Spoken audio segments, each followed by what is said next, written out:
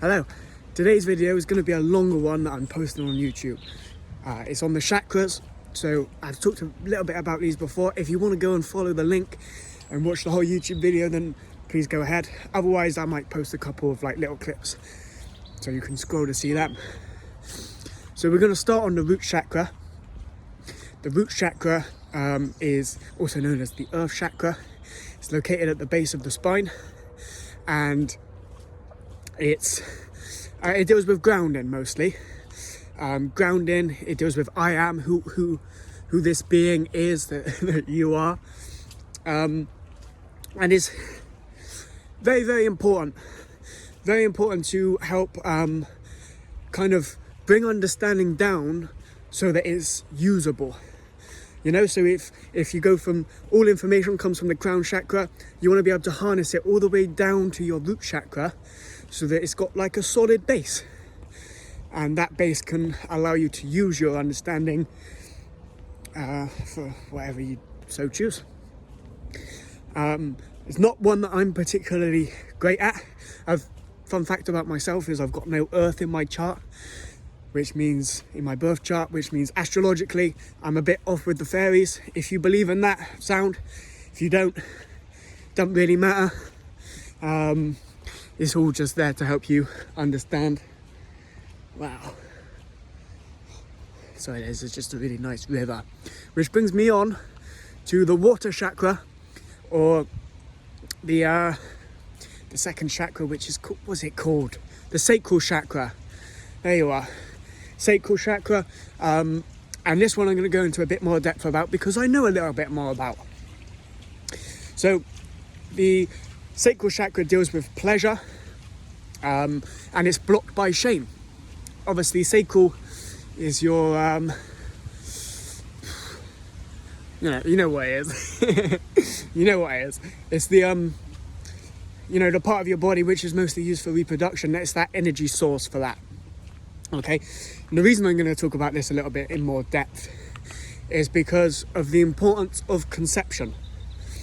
Now, if you consider this sacral chakra to be sacred, and you understand that it's capable of bringing in life into this world, and you're aware that the way life energy is brought into this world and its actual conception is important, then you will be much more focused on dealing with that in the correct way. So the correct way to birth a child into this world would be two partners who engage in a deeply pleasurable act with love. So with love for the other partner and with understanding that this is how a child is born. So if you are to look in like the Christian faith, then it's said in the Bible that God diminishes those who waste their sperm. Certain chap wastes his sperm, and God says, no, this is not good. And this is important because it itself is important, you know? What wouldn't you do? You wouldn't have, like, let's say 50 bags of rice and just throw half of them away because you're not going to be able to use them. You're going to share it. You're going to share the love where it's supposed to go, you know? It's important not to waste this. And on Earth, we've obviously got some funny people who promote sex and pornography. And the reason pornography is so harmful is because it is encouraging people to waste their sperm, or in women's instances, to overuse their pleasure. And it deals with shame. Shame is the block to pleasure. You know, if you're feeling shameful, it's difficult to have a good time, difficult to enjoy yourself. And so pornography is a very shameful thing, which is most curious. Obviously, but being born in the West, this, you know, is very, very available to us all. Less so now, but more so in some instances. It's become a much more accepted and generalized career, which is a bit of a shame. But moving on from that, the importance of it is that God has made a covenant with the earth to say that if those are not able to use self-control, then may they get married so that they can then birth a child. So what would be considered only second to, let's say, Jesus' conception, which was a natural virgin birth, or the Buddha's conception, which was conceived in a dream, where Siddhartha Gautama's mother was approached by an elephant and they danced and had a fun time, a completely unsexual birth, and that led to Siddhartha's conception. So if two virgins were to get married, they've waited for God, and then they get married, they have a child, that is a loving conception. That child is already blessed, okay? He's already blessed from his conception, from her conception, because their parents have come together in unity. I'm not saying this can't be achieved after someone's come to the Lord.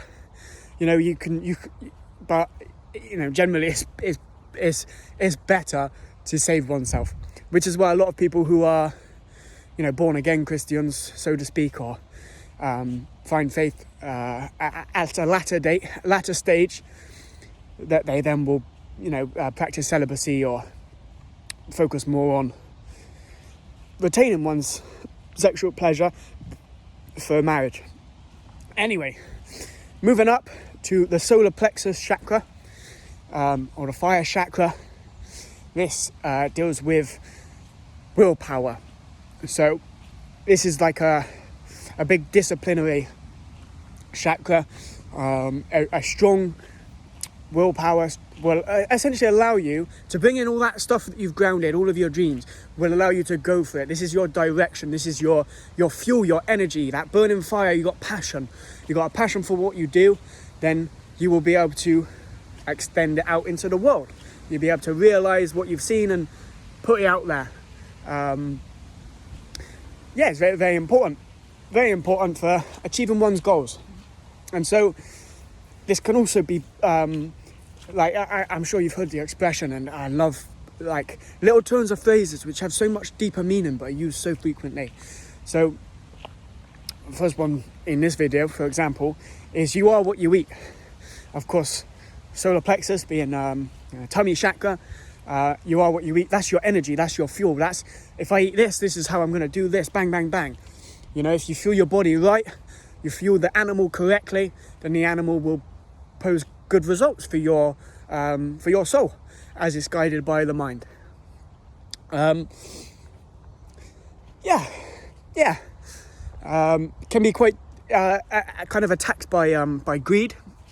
So, for example, this is something that I've struggled with in my life. Is I like big packs of crisps and all these tasty snacks and treats that I don't really need and don't fuel my body in the correct way, and that can be harmful to your willpower. It promotes sloth, laziness.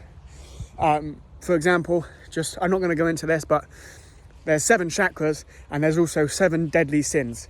So do with that what you will. Also, the monkey god Sun Wukong achieved 7 different types of immortality. Number 777, very important. Moving on, this one's my favorite. This is the heart chakra. So that is your center point as well. Oh, I'm going to need to find somewhere where I can... you all know what a cross is. You all know what a cross is, like that. But imagine it where it's straight, like a multiplier. Yeah? So that in the Nordic texts means love. And the reason I find this important is because an X has a center point. It's 2 parallel lines which cross over, which has a center point. And I believe the bottom 3 chakras are feminine, the top 3 are masculine, and then that heart center is the center point, and it deals with both. Okay, which is important. Why it's important to have a light heart, a loving heart, and it's that chakra which really is connected to both humanness and our extraterrestrialness, our magic, essentially. Before we move on to like the magic ones, could be the other way around with the feminine and masculine. It doesn't really matter to me, to be honest. But what's also important with that Nordic X symbol is obviously women have both XX is it chromosomes? And men obviously have X, Y, Y being like a straight line and then a path up twice, whereas women have two X's, which is why they're such loving creatures. It's also why they're so grounded, and they're, seem to be a bit more aware of what they want, because that comes with that feminine nature. It's a very earthly nature, and it's also so impressive, which is why they're connected to their intuition so well. And but I'm not going to talk too much about the women, because I'm not a woman, so there you are. But we all have masculine and feminine energy. So anyway, going back to this love, this center point, all right? This center point is so important because it's affected by all of the other chakras, as they all are. Really, the chakras are your light body, so that's like your soul. But the reason the heart chakra is so important is because it deals in love. Love being the one of the only eternal sources in the world. Love being anything that any realized prophets and the enlightened beings achieve or attain a higher understanding of love and are able to give that out.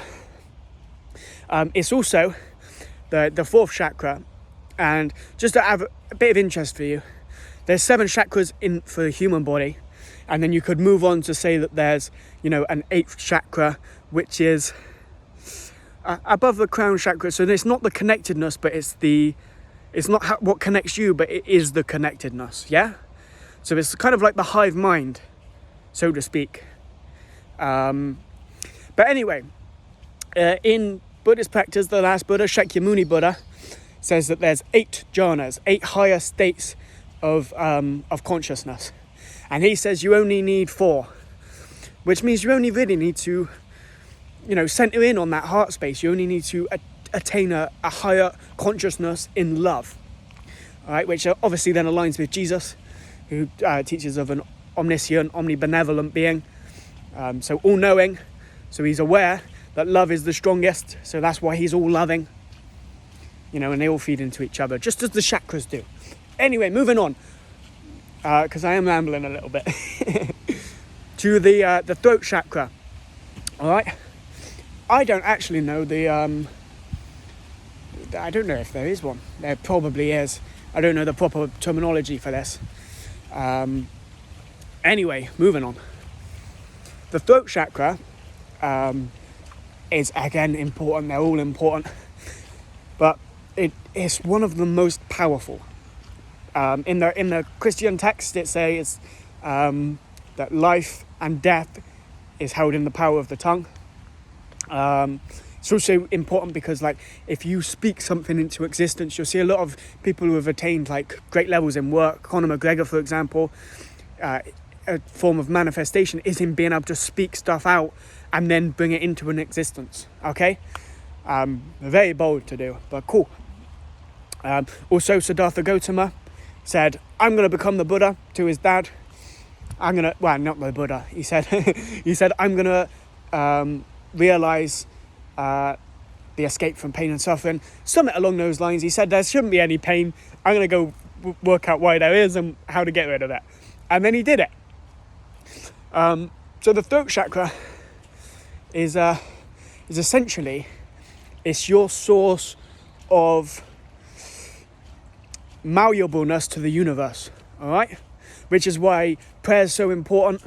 If you pray to the universe, to God, to existence, you say, this is what I want, then that's why it often comes in. Or you talk about, or if you speak out in an instance where, something's gone wrong, then that addresses that issue, and you're able to essentially change timelines, change paths, adjust which way you're going, all right? So there's a little fun one for you. Again, not one that I know much about. This one, the third eye chakra, the light chakra, deals with light, okay? Deals with light. This is where DMT is secreted in your body. I got a little scar there over the top of it, which I think is pretty cool. Anyway, moving on. So this is your sixth chakra, all right? This sixth chakra deals with manifestation, intuition, deals with how you see the world, all right? So let's say the crown chakra you're bringing in, your dreams come from your crown chakra, then you see them, all right? Then you've got to take them all the way down to your base to get that root chakra, to ground them in. And then once you've ground them in, you bring them back up, all right? And then that's when you speak them. That's when you see them in real time. It's also an interesting point because the third eye chakra, if you've ever seen like a statue or an image where they've got a third eye, it's often this way, like that, but this way. And that creates a triangle. Triangle being like the strongest material substance in the world, the strongest shape. Boom, it's got a large base and it's pointed, it's got a singular direction that it's traveling to, all right? So that's kind of your base, your material understanding of sight, and then that's your spiritual understanding of sight. Deals with the unseen, allows you to open up a visionary portal to the unseen realms. Very, very cool chakra. An interesting other little fact about it is, this is how it's attacked in the world that we live in, is through tele-broadcasting. Now a broadcast, broad meaning large, large area, and cast, obviously you can cast a spell. So it's a large casting of a telecommunicative area of existence. So for example, if you're talking about television, that is specific to the third eye, that affects what you're manifesting. This dealing with manifestation, it attacks your manifestations so that everyone has a similar kind of manifestation of life. All right, this is why people often feel stuck or like they're in a life that they've not created for themselves, is because you're attached to all of these external sources that affect your internal. It's consumed here, all right?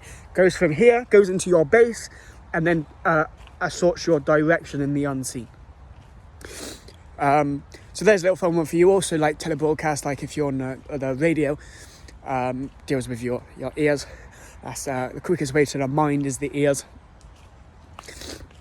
And also, fun one, going back into DMT, often called the God molecule. I'm not going to tell you how, because you can go and research if you so choose, but you can actually secrete DMT through breath work, and that breath work includes the clenching or the tensing of the base of your spine, of that root chakra. So very much reinforcing the idea that all of these chakras are connected and important and reliant on each other. All right, now the last thing that's important to say about this chakra is going on to the 6-7 thing, where there's been some speculation about it and how it could be like demonic essentially, and this one is a bit painful to have to go into, and it's my bad for for ruining the fun. But the actual reason it's seen as demonic is because 6 is the number. It's a very powerful number. Deals with the manifestation, deals with how you see life, and obviously how you see life is how life is for you. So 6 is also the demonic number. All right, it's the number that Satan uses, and the reason for that, and this is the second turn of phrase I'm going to use, is if you've ever heard 7 is heaven. Alignment of the 7 chakras is how to attain heaven on earth. Okay?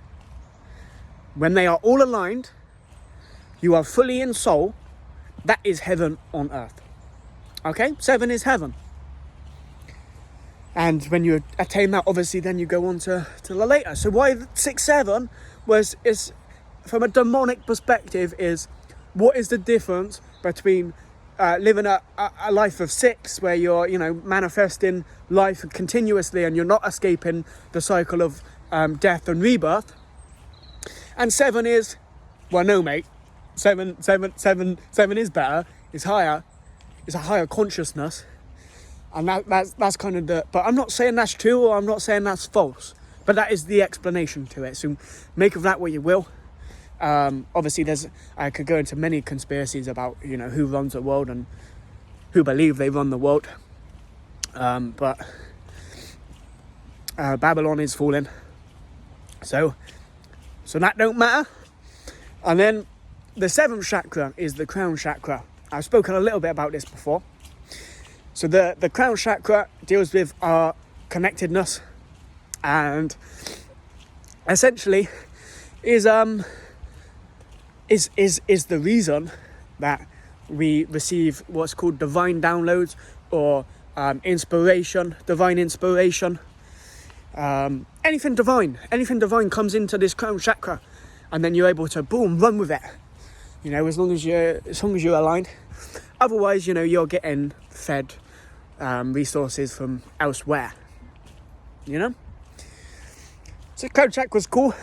It deals with our connectedness. It's also attacked by, you know, the World Wide Web.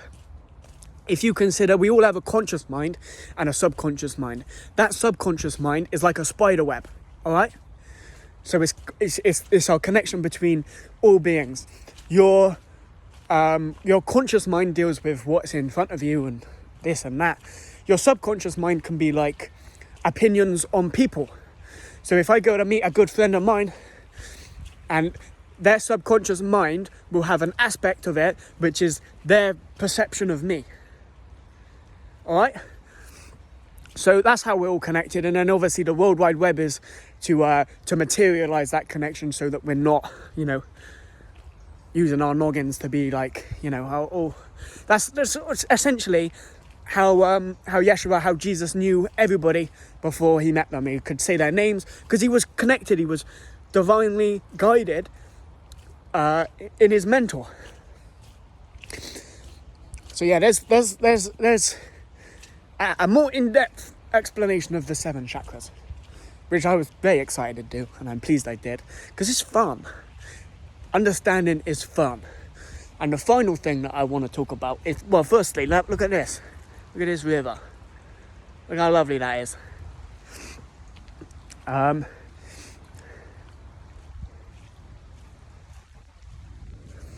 the final thing I want to talk about is that all chakras, all of your light body has a colour, the same colour as the colour of the rainbow.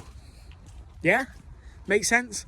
So you got red at the base, then you got yellow, then you got orange, sorry, then you got yellow, then you got green. It's your heart chakra. Love is evergreen. You know, it's a constantly flowing, constantly present, even in someone who is hateful. You know, there is still love in their heart, as we learn from the yin yang, but that's getting off topic. That's the is it indigo? No.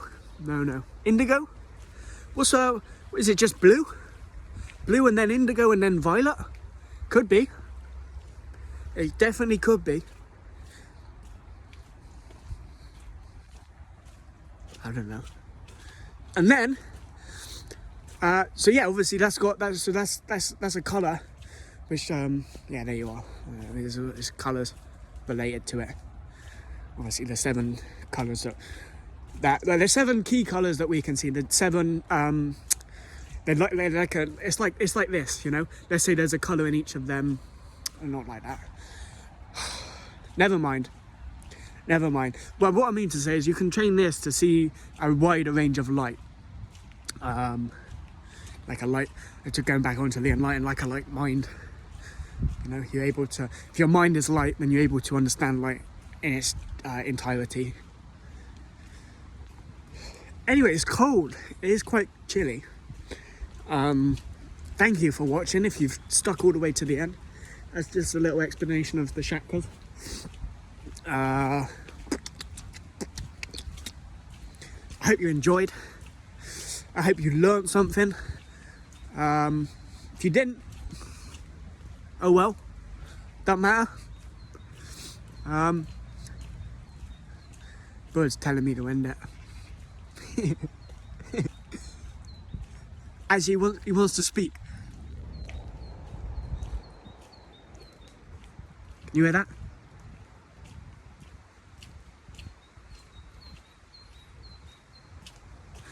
He's just saying that I need to tell you that I love you. And now he's going to have private words with me. Maybe not. All right. You can if you like. He's quiet now. Anyway, I'll see you later. I hope you enjoyed.